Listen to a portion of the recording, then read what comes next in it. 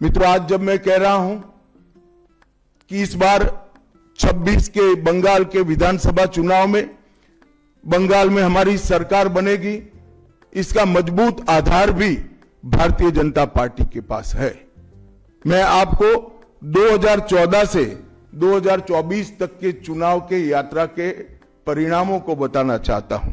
2014 के लोकसभा चुनाव में हमें 17% वोट मिले थे और 2 सीटें मिली। मेरी बात जरा सभी पत्रकार बंधु ध्यान से सुने। 2014 के चुनाव में हमें 17% वोट और 2 सीट मिले थे। 2016 के विधानसभा चुनाव में हमें 10% वोट मिले और विधानसभा की केवल 3 सीटें मिली थी। फिर 14 से 19 के बाद 19 के लोकसभा चुनाव में हमें 41% वोट मिले और 18 सीटें मिली और 21 के विधानसभा चुनाव में हमें 38 वोट मिले और 77 सीटें मिली। ये बहुत बड़ा अंतर है। जिस पार्टी को केवल 3 सीट मिले थे, वो पार्टी 5 साल के ही अंतराल में 77 सीट प्राप्त करी।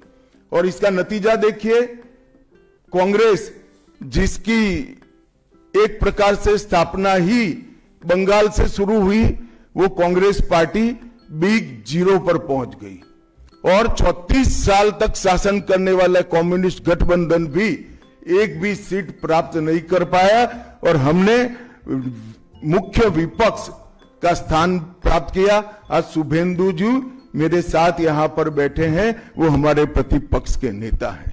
24 के चुनाव में भी हमने 39% वोट प्राप्त किया, 12% सीट प्राप्त की, 12 सीटें प्राप्त की और 26 में हम निश्चित रूप से प्रचंड बहुमत के साथ भारतीय जनता पार्टी की सरकार बनाने वाले हैं।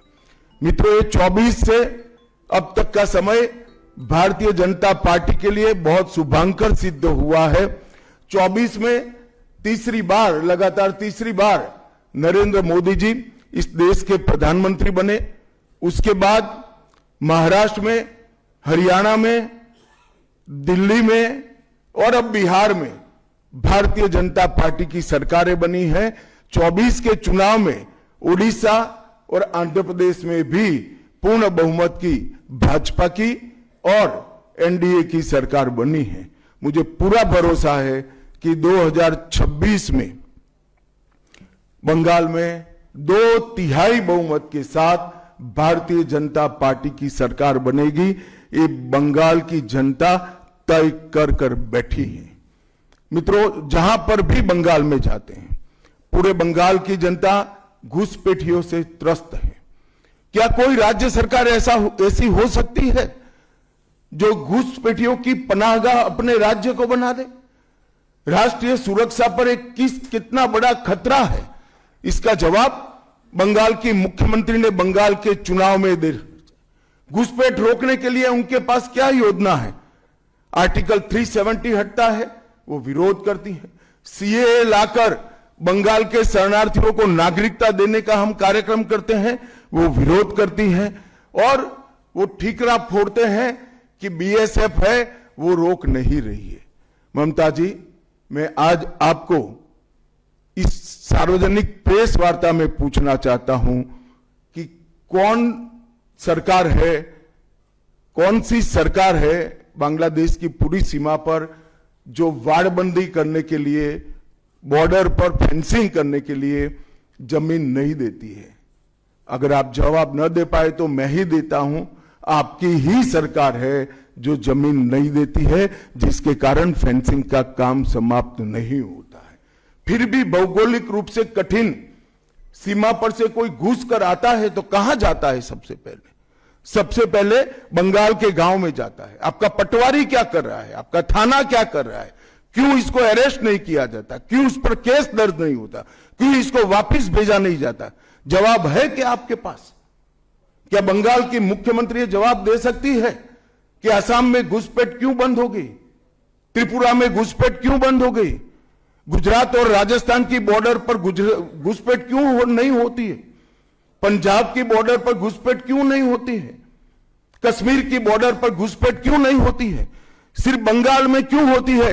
क्योंकि आपकी निगहबानी में घुसपैठ कराई जाती है और बंगाल को धीरे धीरे डेमोग्राफी चेंज कर कर आपकी वोट बैंक को पुख्ता करनी चाहती है। मगर ये लंबा नहीं चलेगा। बंगाल की जनता अब जान गई है और इसके खिलाफ लामबंद भी हो रही है। और मुझे मालूम है अगला चुनाव घुसपैठियों को निकालने के मुद्दे पर और घुसपैठ रोकने के मुद्दे पर लड़े जाना वाला है, क्योंकि न केवल ये बंगाल का अब मामला रहा है। मैं आज बंगाल की जनता को इस प्रेस वार्ता के माध्यम से बताने आया हूं कि बंगाल की बॉर्डर से हो रही घुसपैठ सिर्फ बंगाल का मामला नहीं रहा है, अब ये राष्ट्रीय सुरक्षा का मामला है। देश की संस्कृति को बचाना है, देश की सुरक्षा को सुनिश्चित करना है, तो बंगाल की बॉर्डर सील कर दे, ऐसी देशभक्त सरकार यहां लानी पड़ेगी जो ममता बनर्जी नहीं कर सकती, केवल और केवल भारतीय जनता पार्टी कर सकती है। घुसपैठ के अलावे भ्रष्टाचार से पूरी बंगाल की जनता त्रस्त है। रोजवेली चिटफंड घोटाला, कैश फॉर क्वेरी घोटाला, एसएससी घोटाला, नगर पालिका नगर नियम का भर्ती का घोटाला, गाय तस्करी का घोटाला, राशन पीडीएस का घोटाला, मनरेगा का घोटाला, पीएम आवास का घोटाला, इतने सारे घोटाले हैं कि मैं पूरा लिस्ट पढ़ूंगा तो मेरी प्रेस कॉन्फ्रेंस का पूरा हिस्सा ही उसमें चला जाएगा। अब क्या ममता बनर्जी इस बात का जवाब दे सकती है कि आपके मंत्रियों के ठिकाने पर से 27 करोड़ रुपया मिलता है, जिसको गिनते गिनते नोट गिनने की मशीन भी गर्म होकर बंद हो जाती है। बंगाल जैसे गरीब राज्य के अंदर 27 करोड़, 20 करोड़, 15 करोड़ ये राशि मिल रही है, आपकी कोई अकाउंटेबिलिटी नहीं है।